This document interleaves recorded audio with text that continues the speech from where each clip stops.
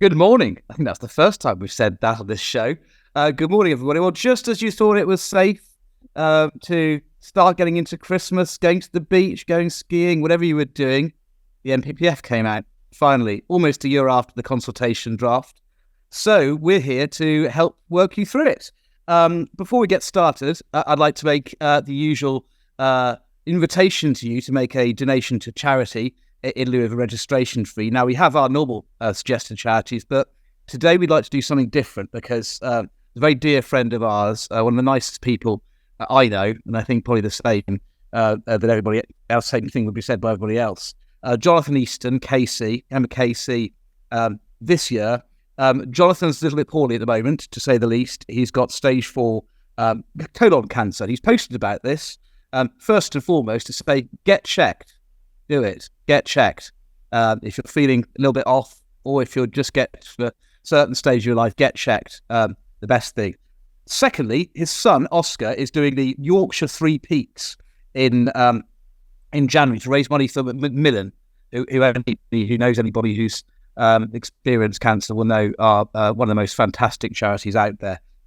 So we would like to encourage you to make a donation to Oscar's Just Giving page. Rob, our wonderful producer, has put a link up in I think it's either the chat or the Q&A, and it will be on our website, Twitter, and on the link on YouTube as well. So please do consider that, and get well soon, Jonathan. We can't wait to see you. Now, how are we going to do this? Well, how we're going to do it is, rather than having a guest, which we felt would not be the most efficient way of doing this, we've divvied up the changes into 5 parts. Somewhat arbitrarily, given the time constraints. So we're going to do it as follows. So Chris is going to start dealing with the changes to the tilted balance and the housing-related policies in the framework. I'm going to talk you through then the changes to policies related to character and design and density. Mary is going to then do a little session on plans and plan making, excluding Greenbelt. Paul's going to then deal with Greenbelt. Sasha's going to deal with the rest, but perhaps most significantly, the written ministerial statement, which contains a lot of additional, very important and interesting material. So that's how we're going to do it. I've got no idea how long we're going to be. We'll be as long as it is. Hope you enjoy it. Do ask questions or comments in the chat, and we hope you find it useful. So with that, Chris, over to you. Thank you very much, Charlie. Good morning, everybody. Presumption is here, but it's a little bit early for him, so he's not having anything to drink, obviously.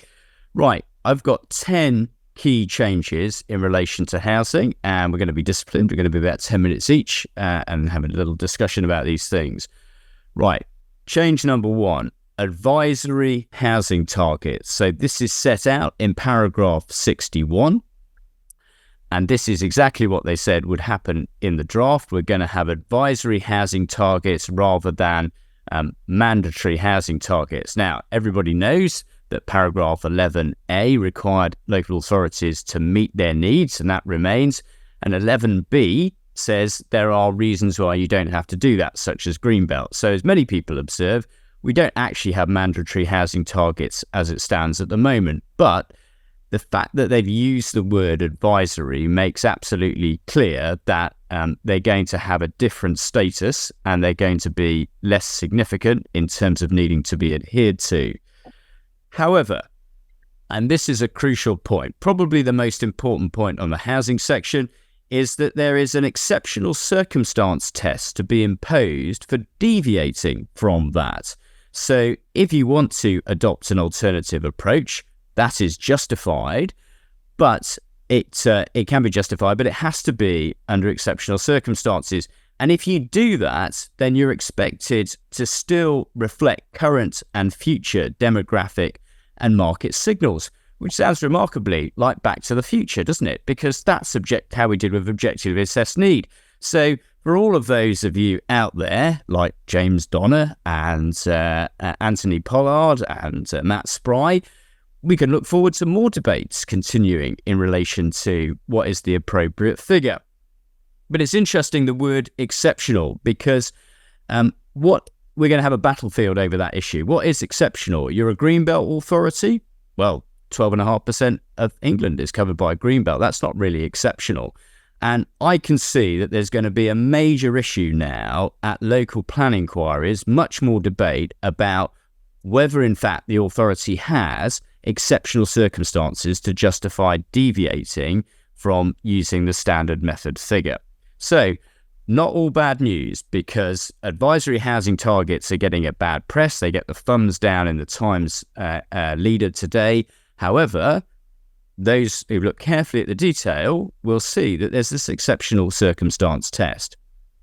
Second, number 2, the 5-year housing land supply test remains. There's been much debate that we would lose the 5-year land supply, or in the context of advisory housing targets, we would lose the concept of a 5-year housing land supply. That hasn't happened. 5-year land supply remains. It'll be measured against either the local plan or after 5 years, local plan requirement, or after 5 years against the standard method figure. So business as usual with 5-year land supply. But hang on, number 3 is 5-year land supply requirement is not required now with a plan that's been adopted in the last 5 years. That's paragraph 76. Now that's been trailed for a number of years, and the previous versions of the MPPF since about 2018 have suggested there'd be a holiday of about a year to 18 months, depending on when it was done in the year, if a local authority raised the issue about wanting protection from a 5-year land supply at the Regulation 19 stage. But as it happens, we now have a situation where there's a much longer period and it's much clearer. And so for 5 years, there's protection from 5-year land supply.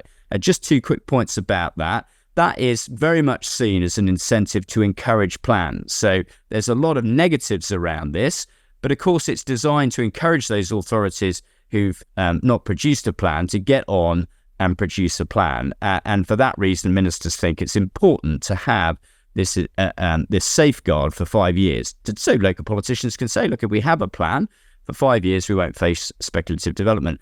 But the second point is, and important for all of those experts who deal with 5-year land supply, is you're going to have a situation where it's still going to be possible to calculate it, and it'll still be a material consideration. It just won't trigger the presumption. So we're still going to look at 5-year land supply, although probably not for allocated sites. The third thing then is that we're going to have 4-year supply for councils which are progressing a plan and it's reached Regulation 18 or 19 stage. That will happen for 2 years from the date of the framework coming out yesterday. So this is a transitional arrangement designed to allow authorities a period of time in which they will not be under the strictures of 5-year land supply. That drops down to 4 years. And again, this has been widely trailed. But crucially, it's only for a 2-year period, and it's really designed to allow local authorities who've now decided they want to move to a lower housing target, that they have time in which to do that, and they'll benefit from some protection along the way. Now, the fourth point is that we're going to have a need to demonstrate 5-year housing land supply at the time the local plan is adopted.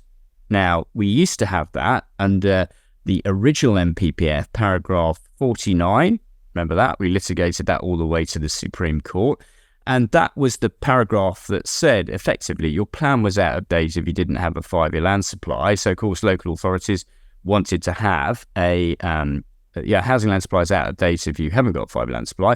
And you had to therefore have an adopted plan where you had demonstrated a 5-year supply. Otherwise, immediately your housing or your relevant policies for the supply of housing are out of date. So again, back to the future. On adoption, councils will be looking to demonstrate that they've got a 5-year land supply.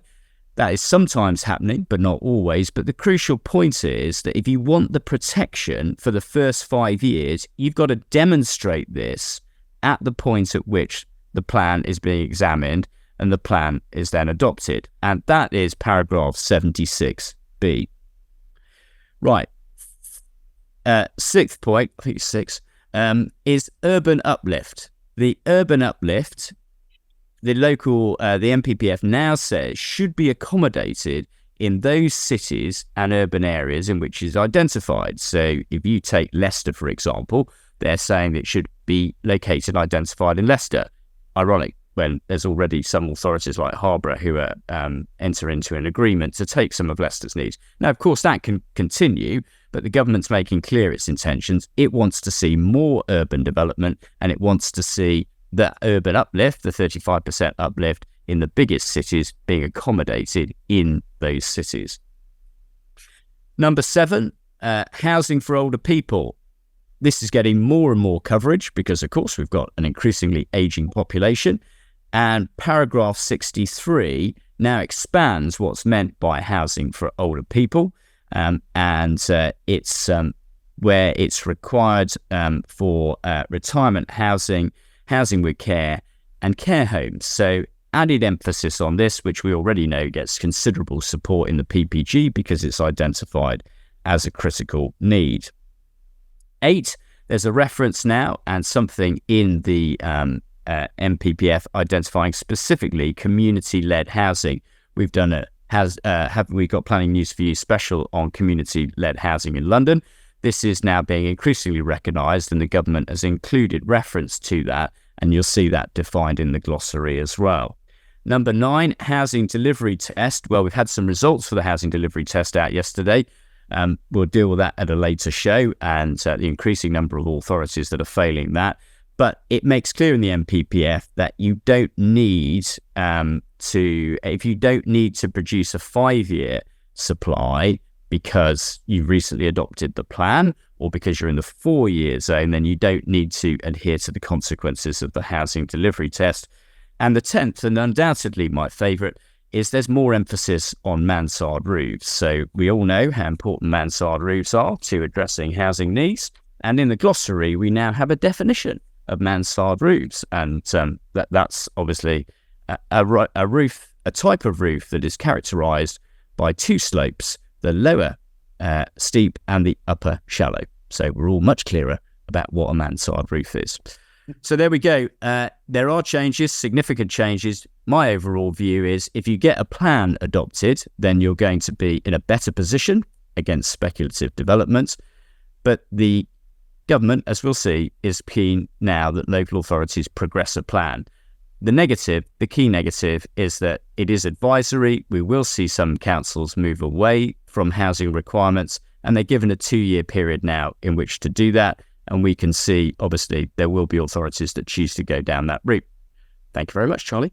Thanks, Chris. And certainly that seems to be the key underlying policy objective of the changes, is to give local authorities as much incentive as possible to have a plan in place. And there's the obvious carrot and stick there. Couple of thoughts. Paragraph 226 on the 4-year supply for 2 years, Reg 18 and 19. It says that applies where the Reg 18 or 19 plan includes both a policies map and proposed allocations towards meeting housing need. Now, a couple of people already asked me, what's a policies map in the context of Reg 18? That are individual plans without one overall plan, a policies map. So expect to see that point debated, I expect, in months to come. Somebody's posted the question, probably my favourite bit of the whole framework is footnote 25, which in the context of areas which may not have to plan for MEES due to demographic circumstances, there's reference to islands with no land bridge that have a significant proportion of wild bastards. Someone has said, is that the Isle of Wight or Great Britain as a whole? I think it's meant to be the Isle of Wight. Why it doesn't say the Isle of Wight is a matter for others to comment upon. But that's my understanding. We call that Bob C provision. Now, I'm going to move on to character.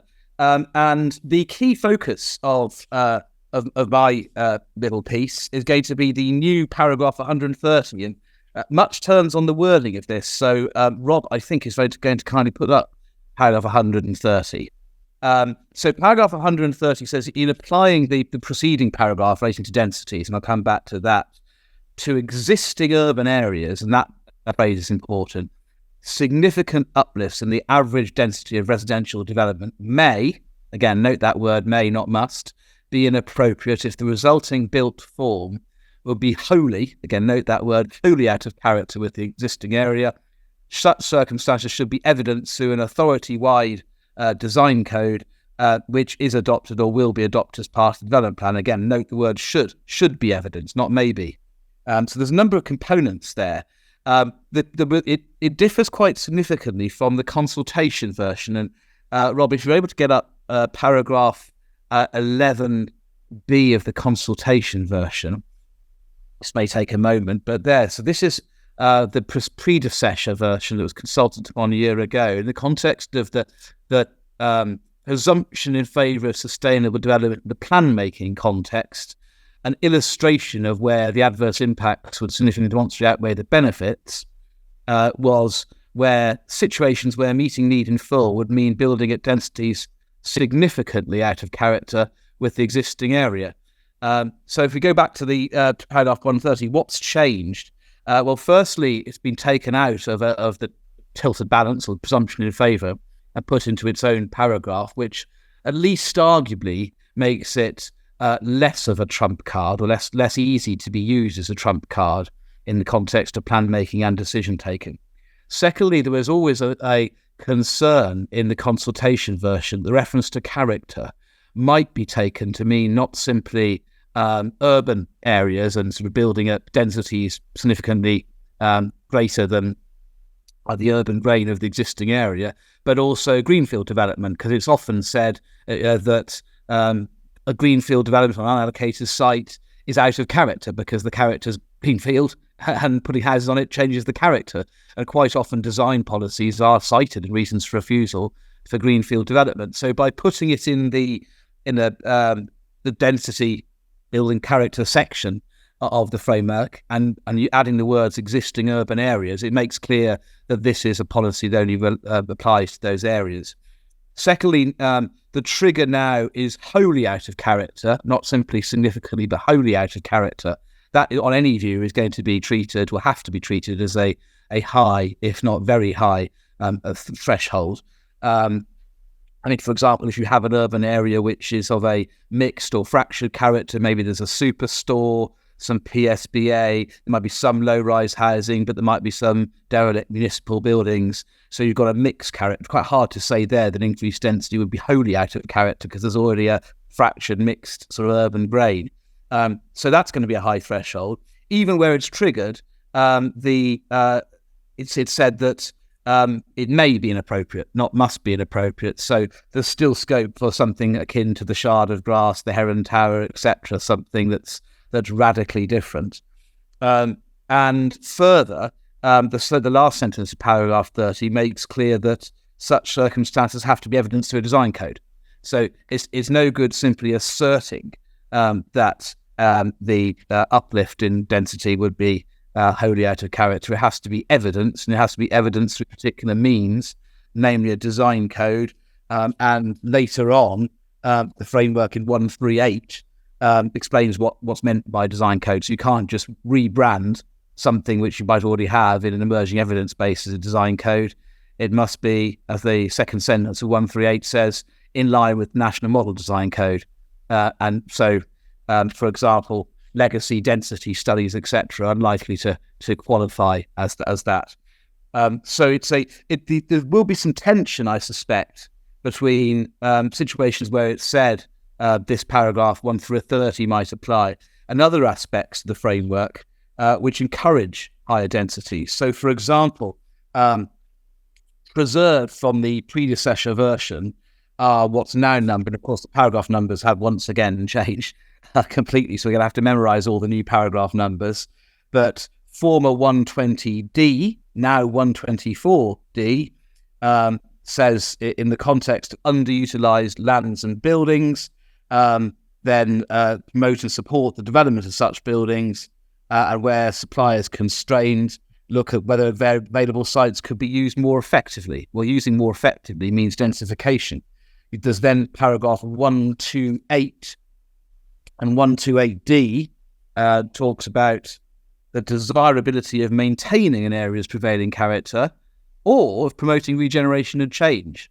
So in some situations, maintaining prevailing character may not be appropriate. Regeneration and change may be appropriate. Lastly, 135C, also preserved. 135C, again, as before, encourages development and decisions to ensure that plan-making decisions, to ensure that development is sympathetic to local character, etc., whilst not preventing or discouraging appropriate innovation or change, such as increased densities. So I think all of that puts paragraph 130 into context, and to my mind makes clear that the wholly out of character test is going to be a high hurdle for someone opposing development to object. Lastly, also preserved is paragraph 59 of the National Model Design Code.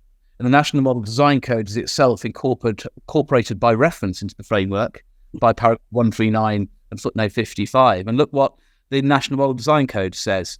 National Design Guide, forgive me, the National Design Guide, not the Model Design Code. And the Design Guide says at paragraph 59, where the scale or density of new development is very different to the existing place, it may be more appropriate to create a new identity rather than scale up the existing character of an existing place in its context. So the National Design Guide, consistently with 124D, 128C and 135C, consistently with those provisions, encourages step change, sea change in some circumstances. So to my mind, that all puts paragraph 130 into context and suggests to me that it's a fairly extreme situation that will engage that paragraph. Lastly, Sasha will come on to this in relation to the ministerial statement, but where a case officer, after an iterative design evolution process, has recommended approval to members of a proposed development in a urban area that may be of a significantly higher density, it may be a little bit harder for members to kick it out. And it's often on these kinds of issues the member overturns happen, because the written ministerial statement makes clear that the Secretary of State expects overturns by members to be relatively rare. And so members should be less trigger happy. There's a reminder that there could be cost consequences. And so to my mind, therefore, once again, 130 will be a difficult paragraph for members to rely upon too freely where officers have recommended approval for regenerative change. That's the main aspect of the character provisions I wanted to highlight. I just wanted to touch very briefly on paragraph 140 as well. Paragraph 140 of the framework, that LPA should ensure that relevant planning conditions refer to clear and accurate plans and drawings which provide visual clarity about design and development, and clear about the approved use of materials where appropriate. And further, all that text is new. At first blush, that may potentially mean that where plans are insufficiently clear and insufficiently accurate, indeed, in terms of the desired development, that may itself potentially be a reason for refusal, or at least a reason to require the developer to go back and resubmit plans, which may in turn raise Wheatcroft and Holborn Studios issues. So 140 is something that is going to require perhaps an additional degree of due diligence by those promoting an application before they finalise and submit it, to make sure there is sufficient clarity as to design. So that's it from me on character. Mary, over to you on plans. Thank you very much, Charlie, and good morning, everybody, from London. So I'd like to start on the very positive note that paragraph 1 begins with, which is reminding us that preparing and maintaining up-to-date plans should be seen as a priority in meeting the government's objective. And they remind us that the objective is to provide sufficient, now there's a new word, sufficient housing and other development in a sustainable way. So there's a clear indication right at the outset that the government sees plan making as a priority. And it seems to me that we've now got to really a tiered approach to planning policy in the NPPF. Those planning authorities that are in what I would call the top ranked division are those with up-to-date local plans. And an up-to-date local plan, by definition, is one which has been adopted within the last 5 years. And as Chris has already explained, they are now free from the commitment to maintain an annual 5-year housing land supply. And I think Chris might find it. I think Chris might find some inspectors less interested in 5-year housing land supply in those situations. The Division 2 authorities are those which have been relegated, and they are the ones which do not have, by definition, an up-to-date local plan, and they therefore face a more onerous policy obligation, which is described in the written ministerial statement as providing a clearer than ever incentive to get plans in place.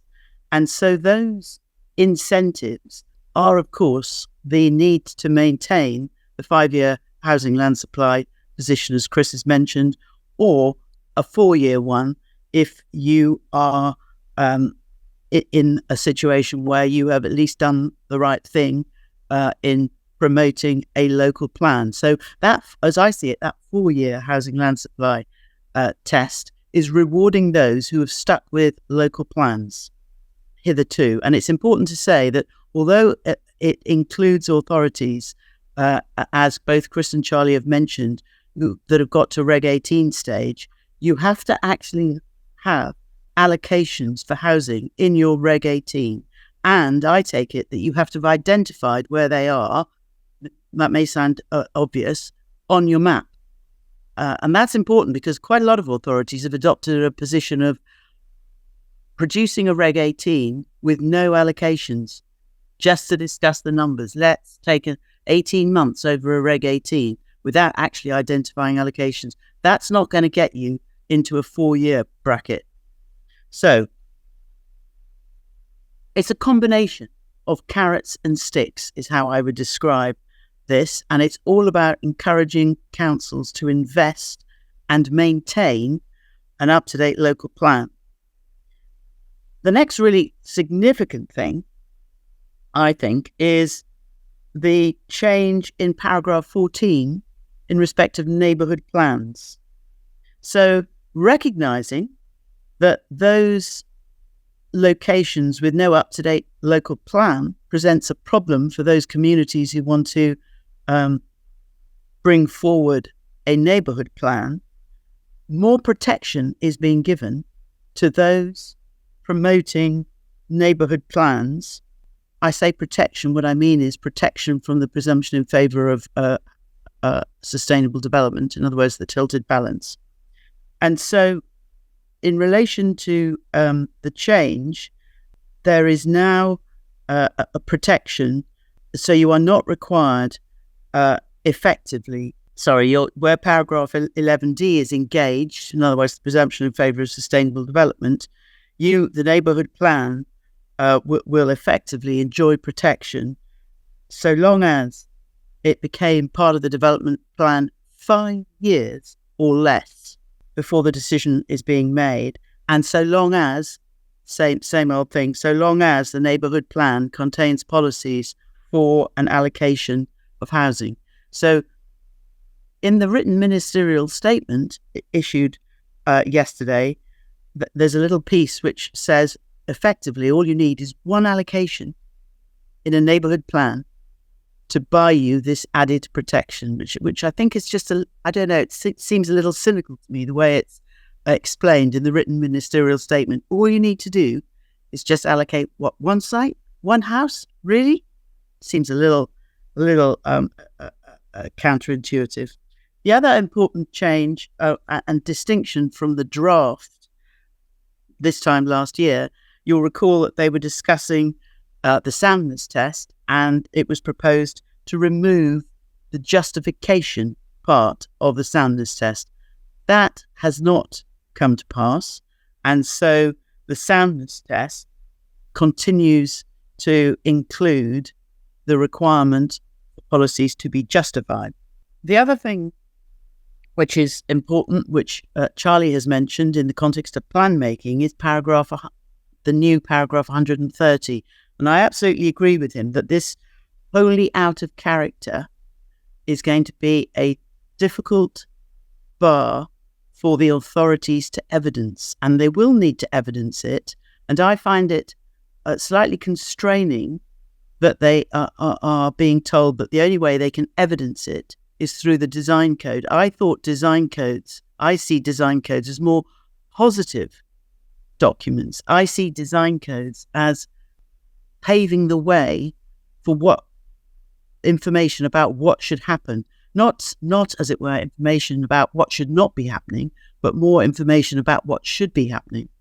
And I think it's a little arbitrary to suggest that, for example, townscape studies as part of an evidence base wouldn't be entirely appropriate tools in order to demonstrate which parts of your area are exceptionally high density development would be wholly out of character. The next point that I want to make is that plans that have reached by the 19th of March next year, the Reg 19 stage, need apply the MPPF December, this MPPF policy.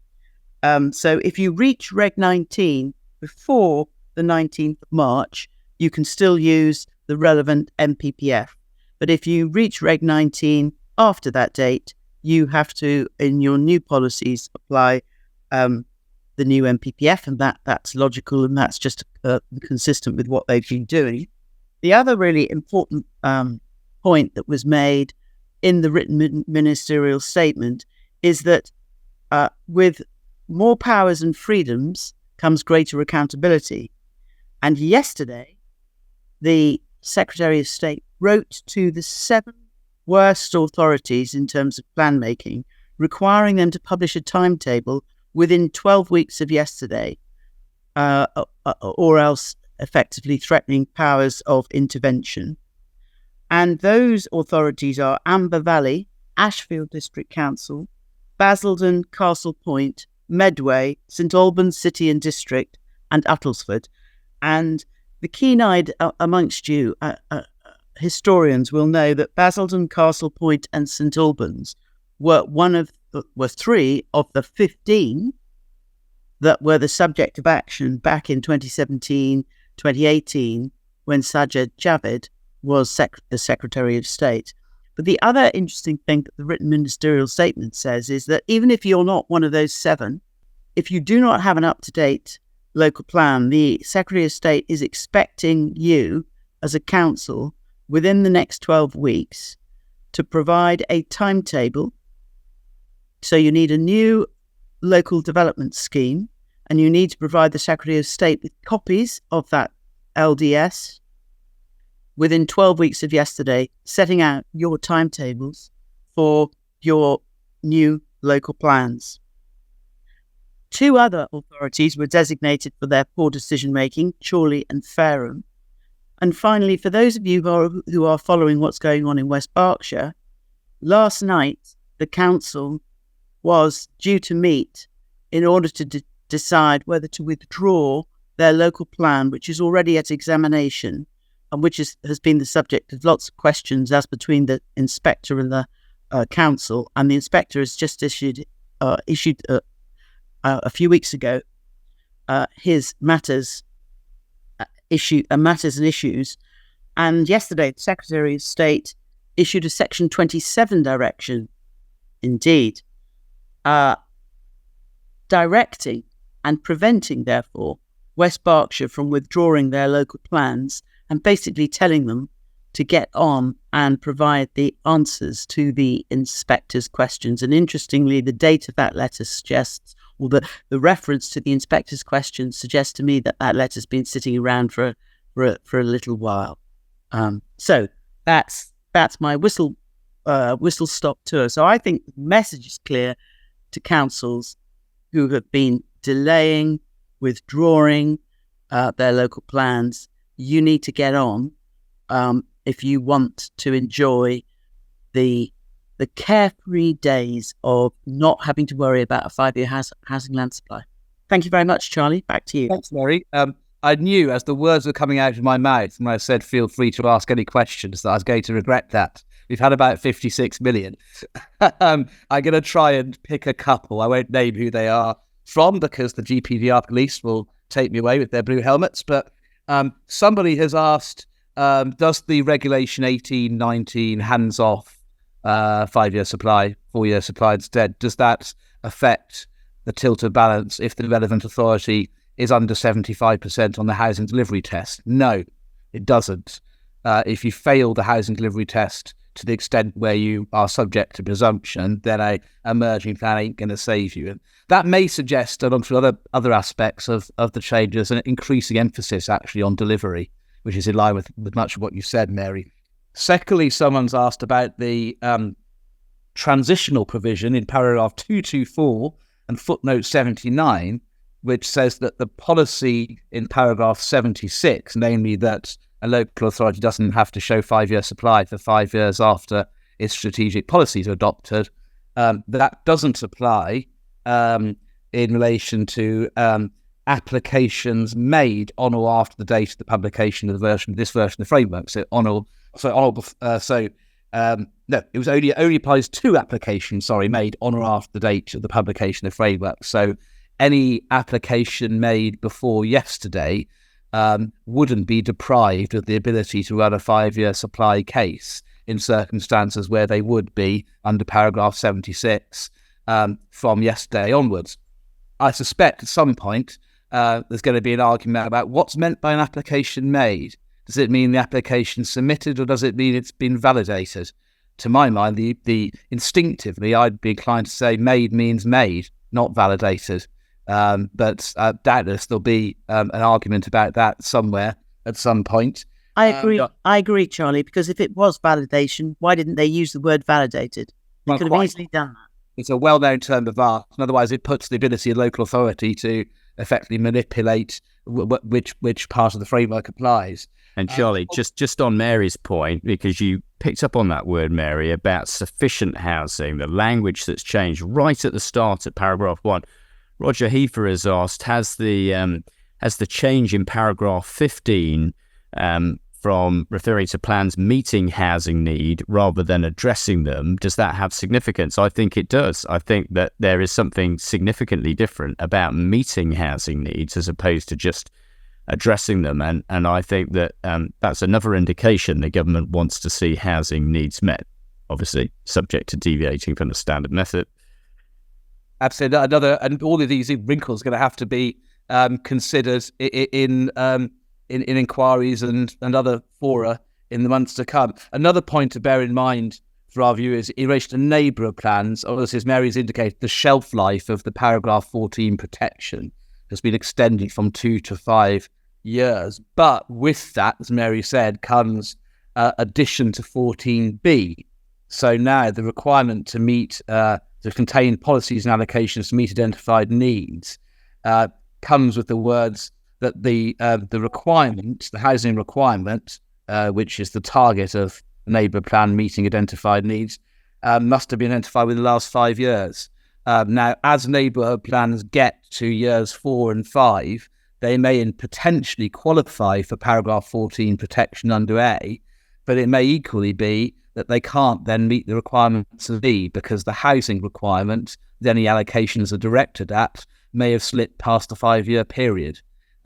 So the effect of the extension from 2 to 5 years may in fact be less drastic than appears at first sight due to the new words in 14B, which may act as a degree of a brake on the liberalisation if you're a proponent of neighbourhood plans of 14A. So that's another thing that will need to be worked through. And of course, probably the most important thing for plans is justified is back. It didn't get the chop, contrary to the proposal in the consultation, which avoids any issues of considering, well, how would moving justified and need to consider alternatives fit alongside SEA law, which still exists under the Environmental Assessment of Plans and Programmes regulations, because there's a legal requirement to consider reasonable alternatives. And if the policy requirement had fallen away, there may have been a mismatch between law and policy. Anyway, we don't need to worry about that because justified is back. And it would avoid the obvious problem of having a plan that wasn't justified. I mean, that was never a good idea. So thank God they've dropped that. And on that, Paul, over to you. Tell us about Greenbelt. Yeah, I thought Sasha and I had been forgotten, to be honest for a moment. I was going to go and have my second bacon sandwich in the morning. Either that or stage a coup d'etat in relation to our host. Sasha has dressed up specially for the occasion. I put my special Trump tie on in celebration of the Supreme Court of Colorado, and we just sit here. What can I say? Anyway, right, I'm talking about Greenbelt. And that might mean that for those that have looked at what the NPPF says differently to Greenbelt, that you might think I don't have much to talk about. Well, I'm going to say something really, really controversial, something really, really important, which is we should actually be proud of the planning system. Those of us that are on the call, those of us that have spent their professional lives working in the system should actually take a step back and be proud, because the planning system remarkably has achieved some incredible things. From my perspective, I'm proud to death that I've been involved in schemes like Liverpool Waters and Eastlands in Manchester. But the Greenbelt policy, which has been kicking around now since post-war London, and when we were encouraging development of the city centres that have been bombed out by the Luftwaffe in the 1940s, worked. It has worked. It has worked for an awfully long period of time. And the fact that there has been so much attention directed towards Greenbelt policy is probably a testimony to the fact that it's not just worked at a techie level, it's also worked at a public level. So getting Greenbelt right is something which is getting something really important and something that we should be quite proud of right. Unfortunately, Greenbelt is regularly misunderstood. When I started in practice back in the early 14th century, actually 1991, Greenbelt was the subject of what was then Secretary of State's letters in relation to structure plans. Remember them? Well, they had to be approved by letters from the Secretary of State, and the Secretary of State would habitually say 2.5 plan periods was the length of the Greenbelt, and then you should review it. That's what was said back at the start of my career. And at that time, plans were 10 years long, so that meant you had to review your Greenbelt every 25 years. That's what the Secretary of State said 30 years ago. The Secretary of State now, in the amendments to paragraph 145, has said exactly the opposite. We now have added to paragraph 145 that there is no requirement in policy to review your Greenbelt boundaries when you are doing your local plan. The last words are OTOs because you can't review your Greenbelt boundaries unless you're reviewing your plan. So that therefore means we have, for the first time ever in 70 years of Greenbelt policy, policy saying we do not have to review our Greenbelt boundaries. It says you can do them if you want to do them, but you don't have to do that. That is a very significant change in relation to national policy. Now, we've been coming to it for a while. The revocation of RSS, which teed up reviews of Greenbelt, has been an important issue. We've got nothing in relation to safeguarded land, but that still remains part of policy, but seems almost to have been forgotten when it comes to many plans in terms of plan making. But the Secretary of State has made a fairly radical change to say to those who are Greenbelt authorities, you don't have to review. I know what the Labour Party have said today, which is reported in the Times, not to worry in relation to this, so who knows whether that will get reversed if we have a change of administration. But as matters stand today, we have a really significant change in terms of policy. When you add that to the point that's already been mentioned, which Chris mentioned, which is the key cities policy, which I think is paragraph 62 from recollection of our new wonderful NPPF, which says you, the key cities, have got to take your 35% uplift within your key city area and not punt it out to other areas, which are usually Greenbelt areas for the 20 key cities. I'm struggling to think of one that wouldn't be. Those peripheral authorities are more likely to be saying, we're not taking yours, and in any event, even though we could, we're not going to because we don't have to review our Greenbelt boundaries. Not exporting need and not having to review your Greenbelt boundaries, I think, may be a really seismic shift in how we plan in relation to the most sensitive parts of our country.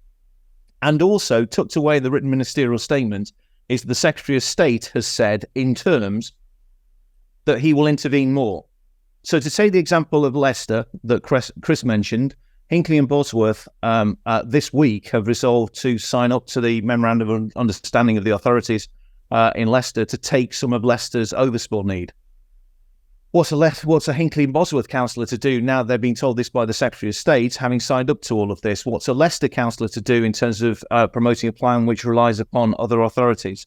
We may see a little period of how can I put it, disruption in terms of how plan making, which is currently underway and at advanced stages, may actually progress. This may have, ironically, the counterproductive intention from that which was intended.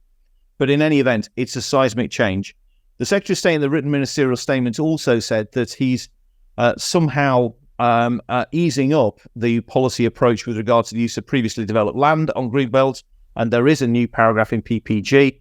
I'm blowed if I can tell what the difference is, because it still appears to be very similar to the previous policy, but we've been told that it means easier, so who knows, maybe behind the scenes that means a relaxation.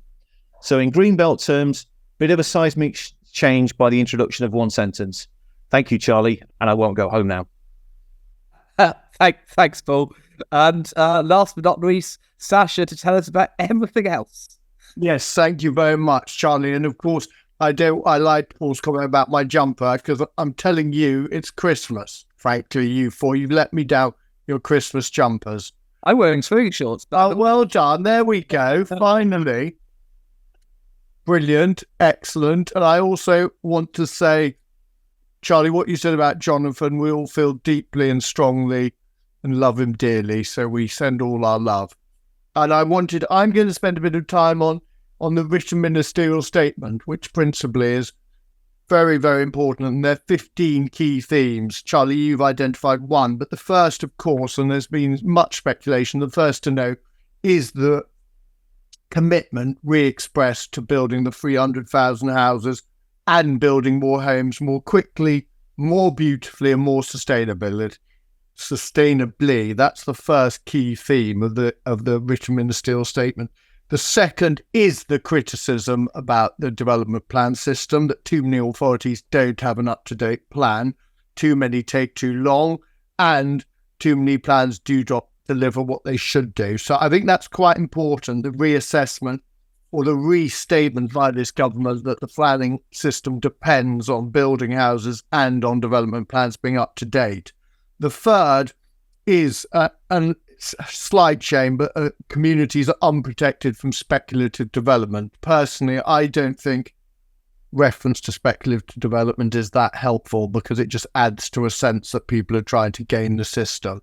And that might be right, but I just think in our theme of trying to get planning a happier, more collaborative world, the Secretary of State could say about speculative development, well, it's a debate. The fourth is the entrenchment of beauty, the importance of beauty in the planning system. And as you've said, Charlie, under character, that underpins a key part of that.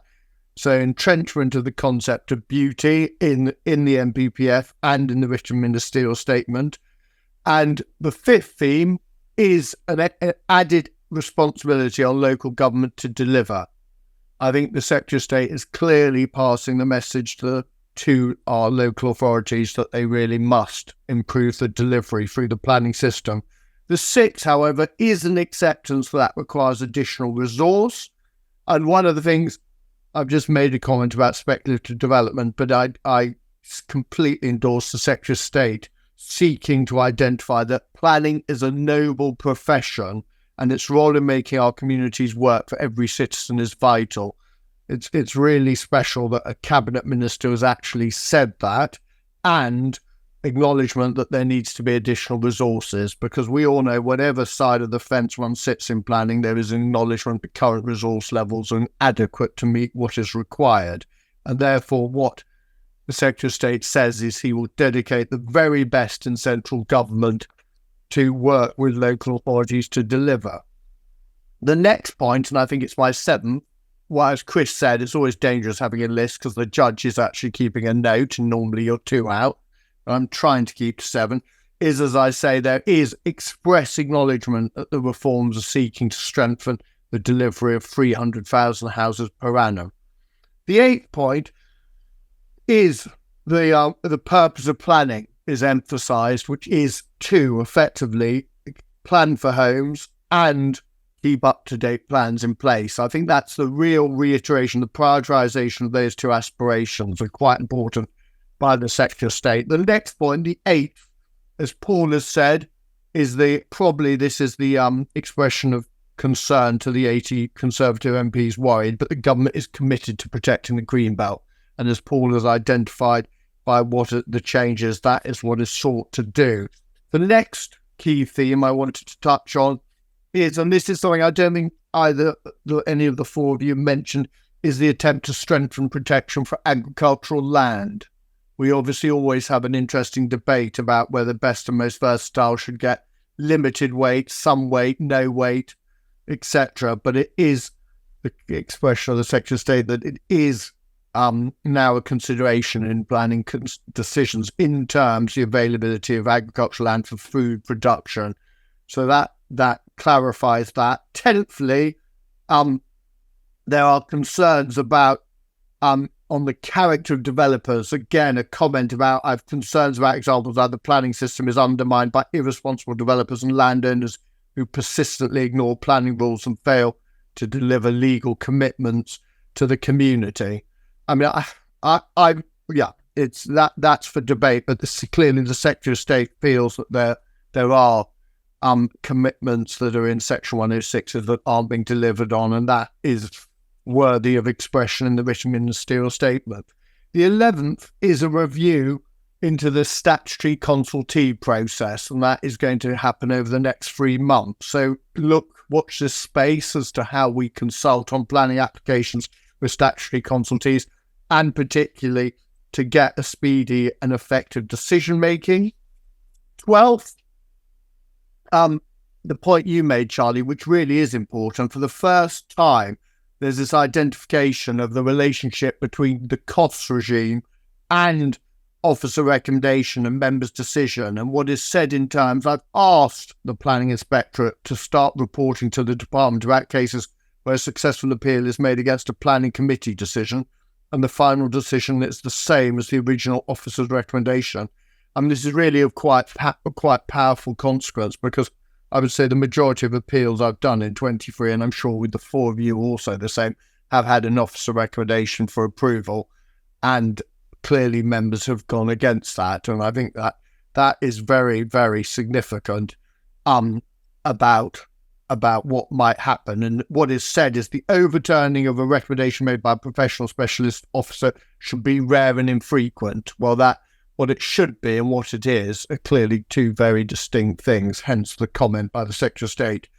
13th is the quite significant criticism of the London delivery of housing currently, and a view is expressed that, frankly, London is failing, considerably undershot. The 38,000, as we all know, is significantly below the 2021 London plan target. So the Secretary of State clearly identifies the London Mayor on the naughty step. And 14th, the output of that is to set up effectively a review of the London plan, which will be led by 4 distinguished members of our profession, and identify what changes can be brought to policy to effectively meet the housing requirements and ensure that London provides enough brownfield housing.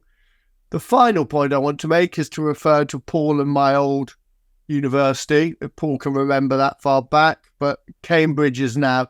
what a change. When we were there, could someone turn the lights out at 7 p.m? Frankly, getting food after 7 p.m. was nice, impossible. Now it's become the hub of Britain, 150,000 new houses, and of course there's going to be this development corporation. So the Secretary of State's fallen in love with Cambridge, which I can understand, but it clearly is going to be the poster child of development over the next 10 to 15 years. So, Charlie, those are the 15 key themes from the written ministerial statement. Thank you. Thanks, Sasha. The question count has now got up to 70 million. But just to pick up a couple, and maybe some others of you have others you'd like to comment on. Somebody has asked, in the context, again, of paragraph 226 and the 4-year supply for Reg 18 and 19 for 2 years, would it be enough for Regulation 18 to have a sort of beauty praise? They don't have actual proposed allocations, but sort of issues and options type, a number of sites which are consulted. I don't think it would, because they wouldn't be proposed allocations. They would be candidates. So it seems to me that wouldn't gain, as Mary said, you have to be pretty specific in an emerging plan in order to get the benefit of that provision. So that's my inclination. I don't agree with that, Charlie.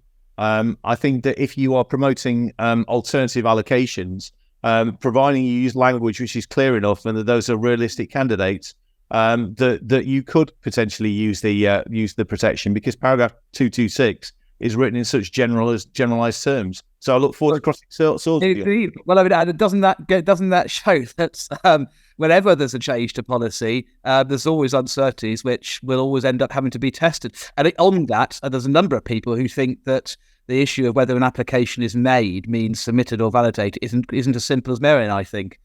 So again, straight away, differences of professional opinion on what these new words actually mean. So ultimately, it's inevitable, and it would have been priced in by government, that some of these points will need to be tested. So I'm not allowed to say names. Somebody has asked about the new policy on agricultural land, which refers to land used for food production.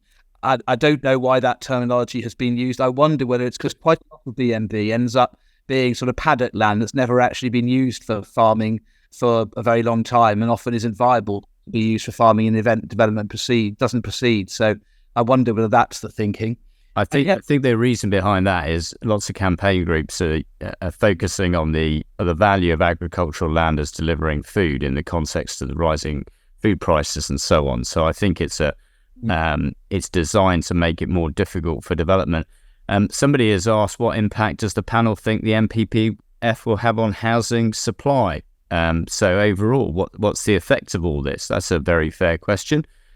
Well, my own view is it's not as bad as we thought it might be, but I think there's going to be a negative effect if we see lots of local authorities seeking to deviate from the standard method. And Sasha made a really important point, his seventh, I think, which is that, this is all designed to get to 300,000. So if local plan inspectors are going to allow a lower figure, they've got to think about the consequence of that for achieving 300,000. We have too much deviation from the standard method. There won't be 300,000. And those urban authorities, I hear what Paul says and what he says about the Greenbelt, but let's be clear.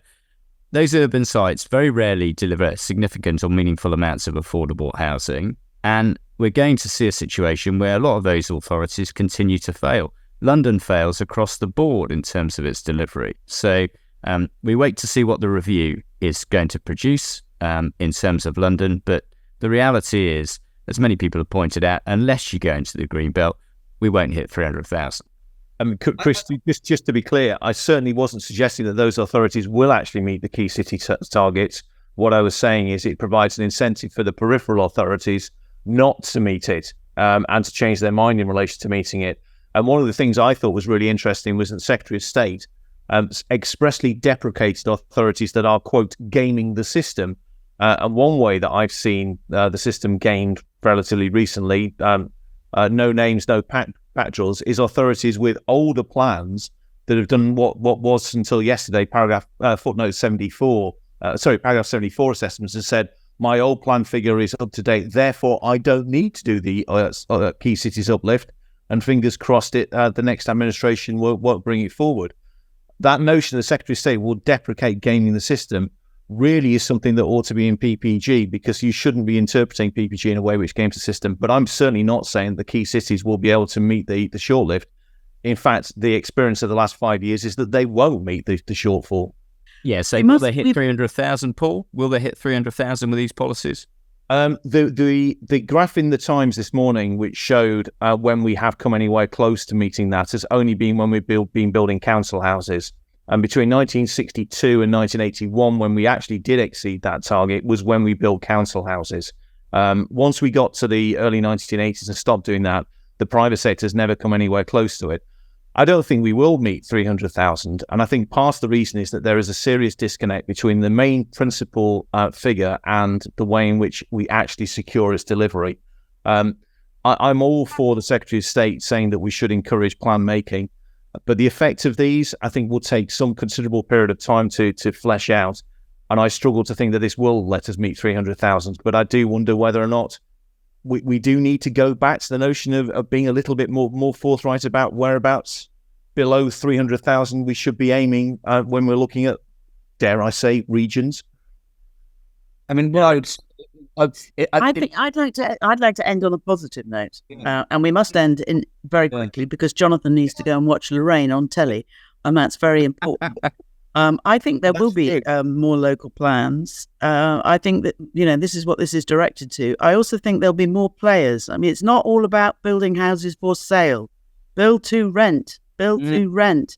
And it doesn't necessarily need to be exclusively private sector build to rent. So I would like to end on a more optimistic note and hope that this will lead to more local plans. And I think there's going to be some testing local plan examinations around, can you just ignore the Greenbelt versus, if you do that, what price do local communities play within your urban areas and fringes? Because you do need to provide a sufficient number of housing. Sufficient is important. So you can't get away with no housing or inadequate housing just because you don't do a Greenbelt review. I'm with you, Mary. I think once the new local plans have an opportunity to come forward, because obviously the effect on supply has got to be measured over the mid to long term rather than the first year. There's every chance that that the government's ambition in terms of incentivising local authorities to get plans in place to deliver sufficient homes will be achieved. One last point. Don't forget what hasn't changed. For example, paragraph 81 on economic benefits, now paragraph 85, that old chestnut, does that mean significant weight or not? It's going to court in March.